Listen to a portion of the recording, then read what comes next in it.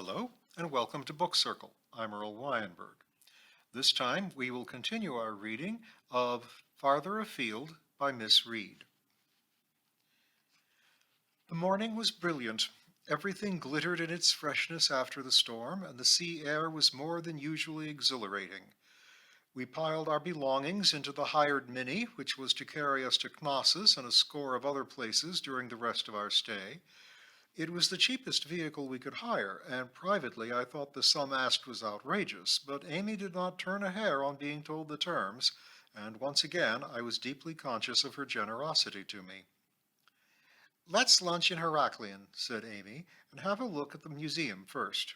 Most of the things are of the Minoan period. I must have another look at the ivory acrobat, and spend more time looking at the jewelry, which is simply lovely.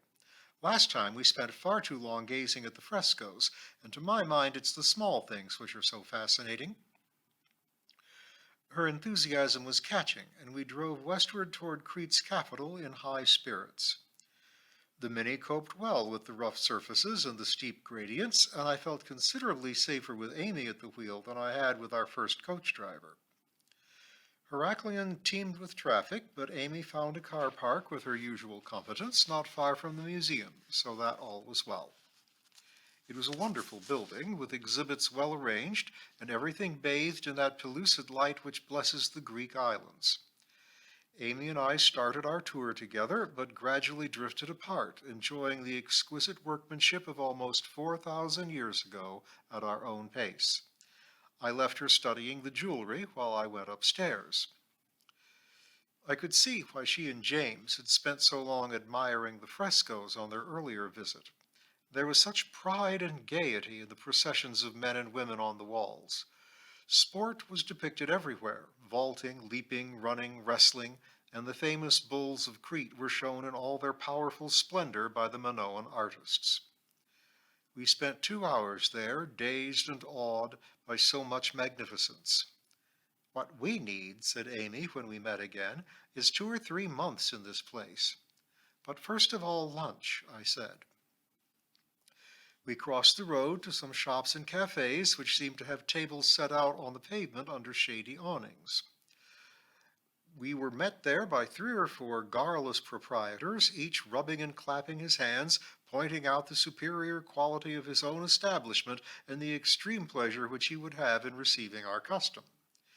The noise was deafening, and the constant stream of traffic made it worse. We were practically tugged into one cafe and settled meekly at the paper-covered table. A large dark hand brushed the remains of someone else's lunch to the ground, and a menu was thrust before us. "All sorts of salads," observed Amy, studying it closely, "or something called pork's livers roasted, and another one named chick's fried rice, unless you fancy heart's beef's noodled." I said I would settle for shrimp salad.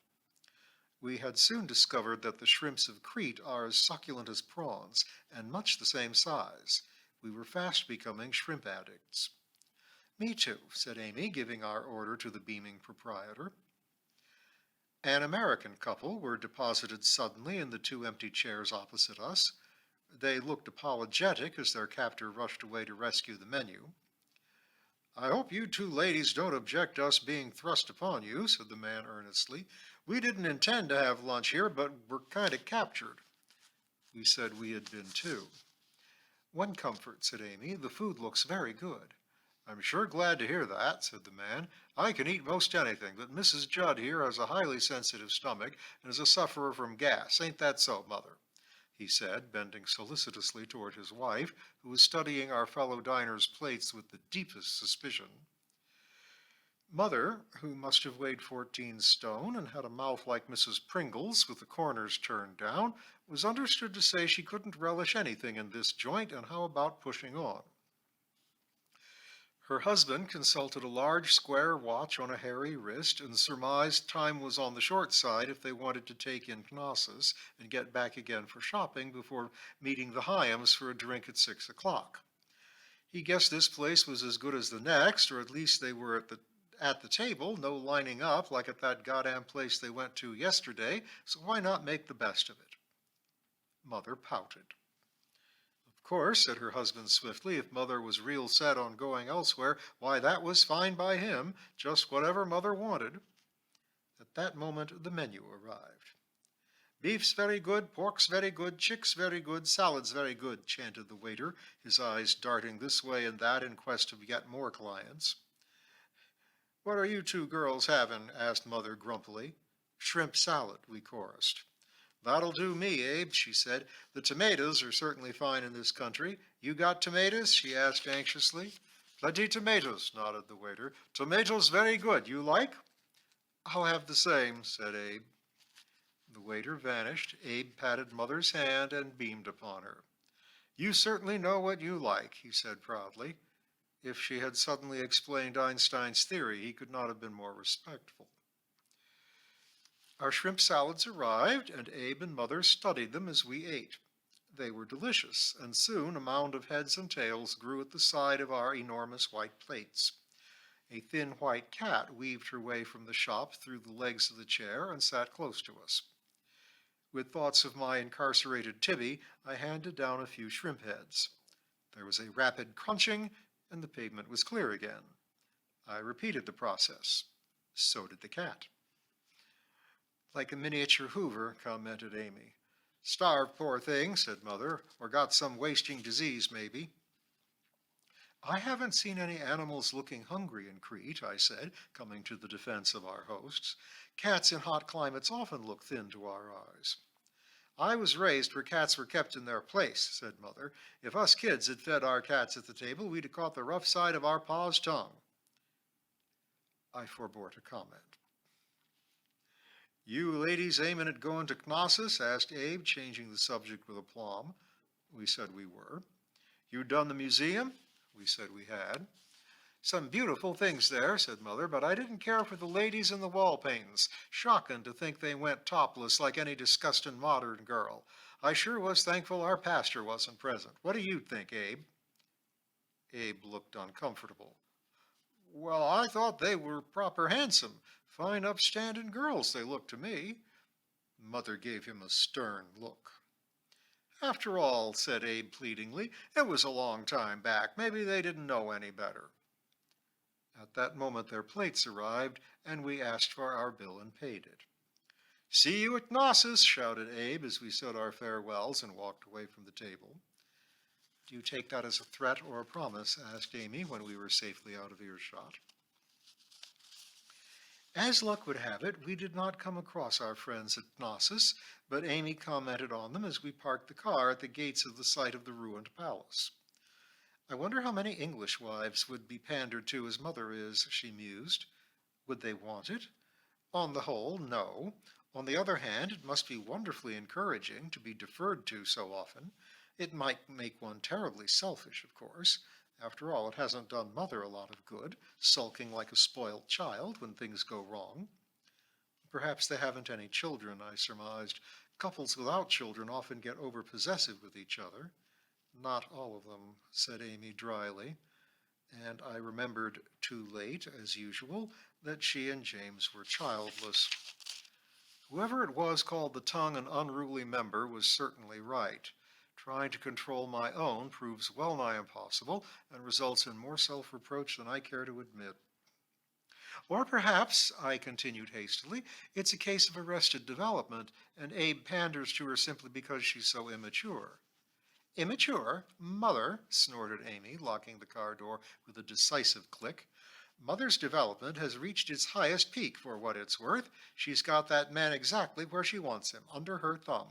Whether it makes her happy or not is another thing, but you see it over and over again in marriages. One must be the boss, never an equal partnership. We made our way in the brilliant sunshine to the entrance to Knossos. You make marriage sound a hazardous proceeding, I remarked. I don't think I could have succeeded in it. Amy shook her head at me. You don't know what you've missed, my girl. It has a bright side, believe me. I'll tell you all about it one day. I bet even Abe and Mother have a few happy times. Well, let's hope they enjoy their shrimp salads. I don't like to think of Mother suffering with gas while she's sightseeing. We entered the grounds and made our way through a shady avenue which led uphill to the site of the great palace where men and women some 2,000 years B.C. had faced, no doubt, the same marital problems at large today. I had no idea, when reading about Knossos, how vast an area the whole concourse covered. As before, Amy and I started our tour together, but soon decided to meet 2 hours hence at the gate, for there was so much to see that one was better on one's own. As always, it was the light that impressed me most. It was easy to see how such a happy civilization evolved. The clarity of light, the warmth of the sun, and the embracing sea combined to give an exhilaration of spirit. Fertile soil, many rivers and trees were an added blessing. Small wonder that the ancient Minoans had spontaneous gaiety and energy which created such a wealth of superb architecture, paintings, and sculpture. They were a practical people, too, I was glad to see, with sensible plumbing, spacious bathrooms, and plenty of storage space for their provisions. Many a 20th century builder in England, I thought, could have learnt a thing or two from the workmen of Minoan Crete. The great staircases, supported by massive red columns, smaller at the base than at the top, led from one floor to another, and on each were things to stand and marvel at. A little crowd stood looking at King Minos' throne, reckoned to be the oldest in the world. But the object which gave me most pleasure was the fresco in the Queen's room, showing dolphins at sport above the entrance. There they play, some 4,000 years old, still bearing that particularly endearing expression of benignity which so enchants us when we see the fish today cavorting to our delight in water parks and zoos. Their gaiety was echoed in the frescoes, which showed processions or feats of physical skill. Many we had seen in the museum, but replicas were here, and one could not help but be impressed at their physical beauty and the elegance of the men and women. The topless gowns, so frowned upon by Mother, had beautiful bell-shaped skirts, and the stiff bodices, cut away to expose the breasts, supported them, and were intricately adorned with gold and precious jewels. Their hair was long and wavy, their eyes made up as lavishly as Vanessa's. They were really the most decorative creatures, and not above helping in the acrobatic pursuits, as the pictures of them assisting their menfolk in the bull-vaulting escapades clearly showed. Perhaps, I mused, this is what northerners lack. Our climate is against flimsy clothing, sea bathing, and outdoor sports. If we took more physical exercise, should we be more blithe and energetic? Would our lives become as creative and as happy as the Minoans most certainly were? Should we be less introspective, less prone to self-pity, less critical of others? The secret, I decided, was simply in the sun. Given that, given warmth and light, one was more than halfway to happiness. I rose from my staircase seat, looking out to sea, and made my way reluctantly to the outside world. But I shall come again, I said aloud, stroking the ancient dust from a pillar as I passed. There was so much more to learn from the Minoans about the proper way to live. Chapter 10. Amy Works Things Out. It is a truth universally acknowledged, Jane Austen tells us, that a single man in possession of a good fortune must be in want of a wife. The lesser truth universally acknowledged is that the first week of a fortnight's holiday is twice as long as the second week. Why this should be so remains a mystery, but no doubt the theory of relativity might throw some light on the matter if one could only understand it.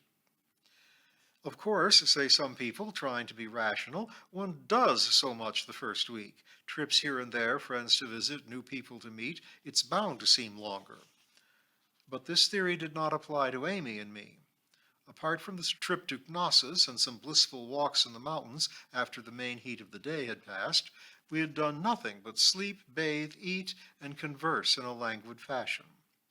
True, we had roused ourselves to write a few postcards now and again, but on the whole, the first week had seemed like 2 days, and here we were embarking on our second week with dozens of places as yet unvisited. Agios Nikolos itself we quartered fairly thoroughly, for we had taken to shopping for our midday picnic, collecting a hot, fragrant loaf from the bakery in a cobbled side street, choosing cheese and chocolate, but learning quickly to wait until we reached the villages to buy the famous tomatoes, for here in the town's dusty streets their freshness soon withered.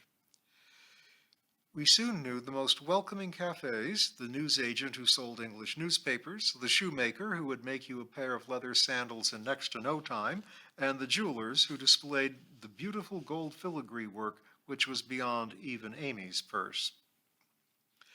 But it was life in the country, in the small villages among the olive groves and the carob trees, which fascinated us.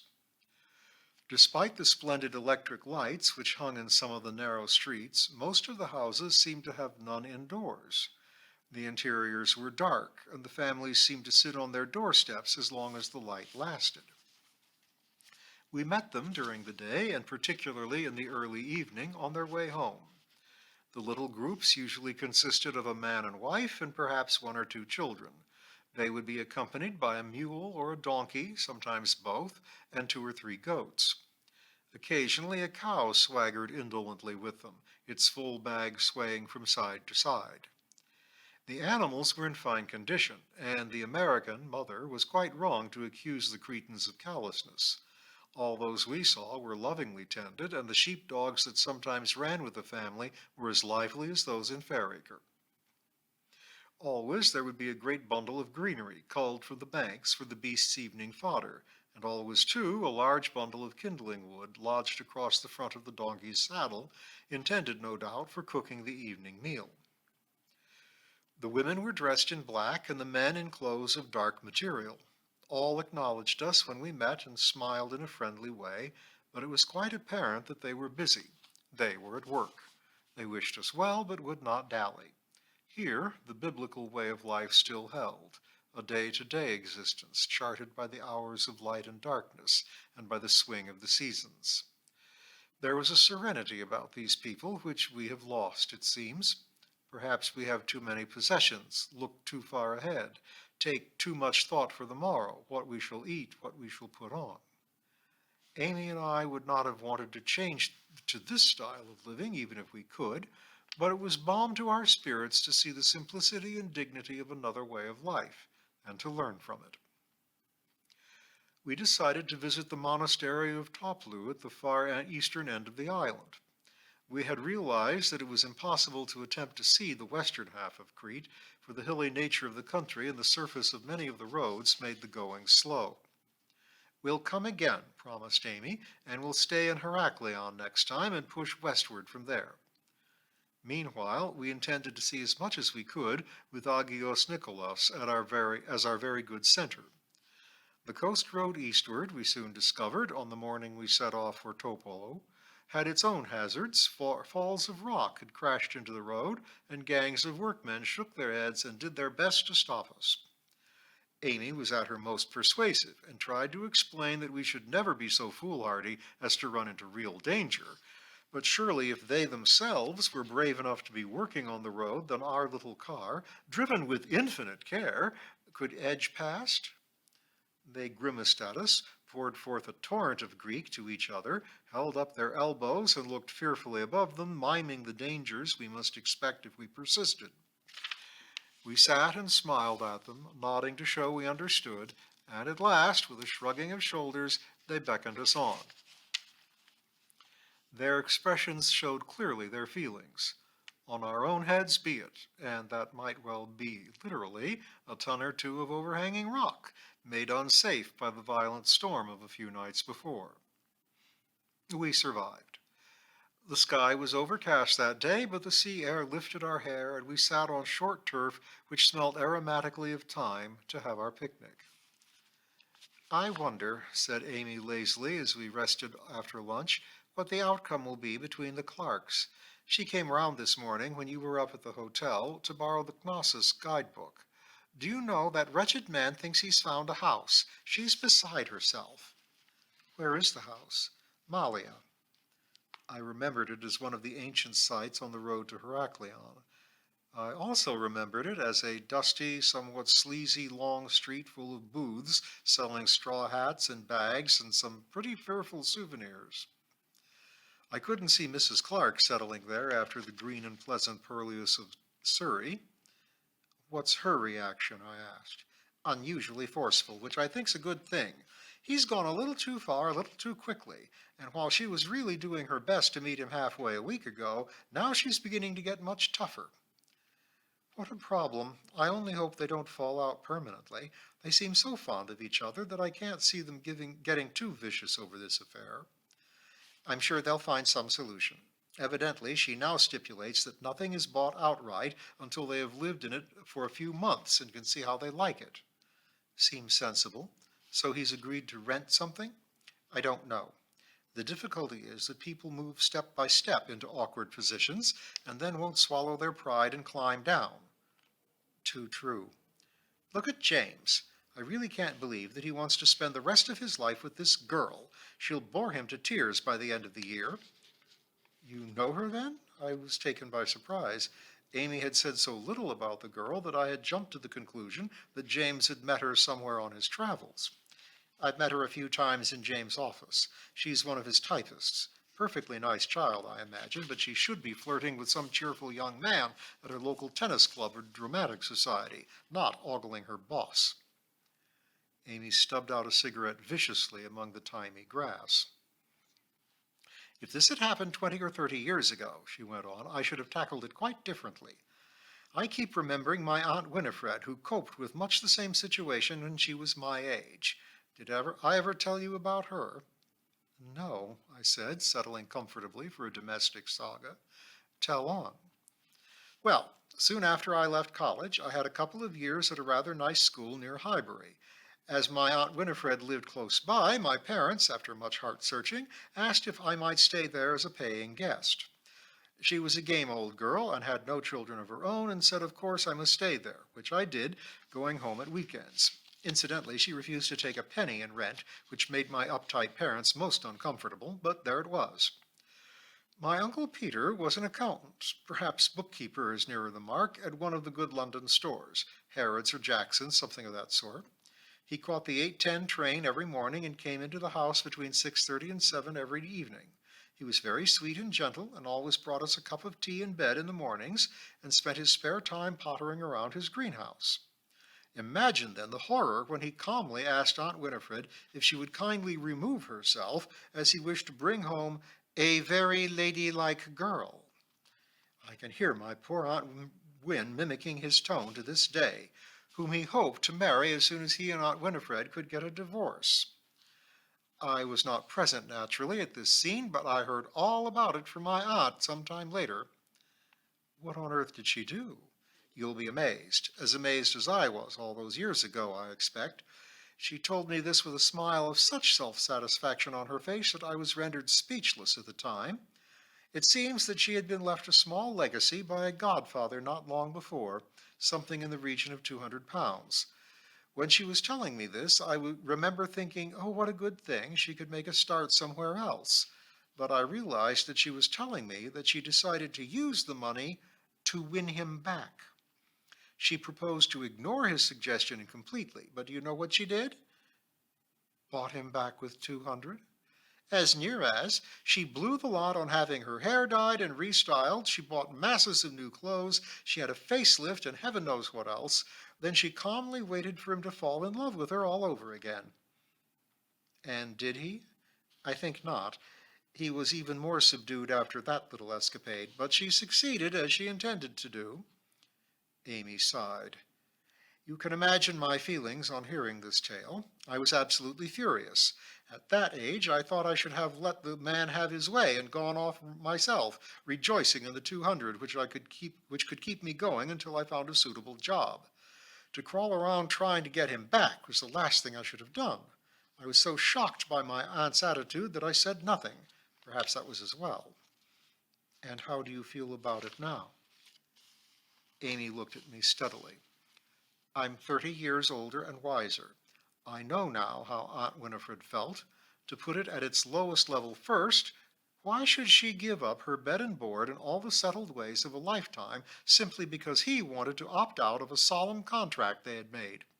Why should she, the innocent party, shatter her own life simply because he wanted to be unfaithful? On a slightly less material plane, she realized, I know, and now that I'm facing the same problem, I know how much it hurts, that one can't just destroy a shared life by walking away. The memories, the experiences, the influences one has had on the other have simply made you what you are, and they can never be completely wiped out. Amy reached for a piece of grass and began to nibble it thoughtfully. Her voice was steady, her eyes dry. It seemed to me that this outpouring was the fruit of much suffering and tension. One could only hope it would give her relief, and I was glad to be able to play the role of the passive friend. And then, of course, Aunt Winifred was a religious woman and took her marriage vows seriously. When she was told that God had joined them together and that no man or woman should put them asunder, then she believed it without a shadow of doubt. I'm sure she stuck to Uncle Peter as she did because she felt sure he would be committing a mortal sin and must be saved from this truly wicked temptation. She told herself, as God knows I've told myself often enough, that this was a kind of madness which would pass if she could only hold on. Amy threw away her ruined grass stalk. And she did, and the marriage held, and I don't think she ever chided Uncle Peter about the affair. But for all that, it could never be quite the same again.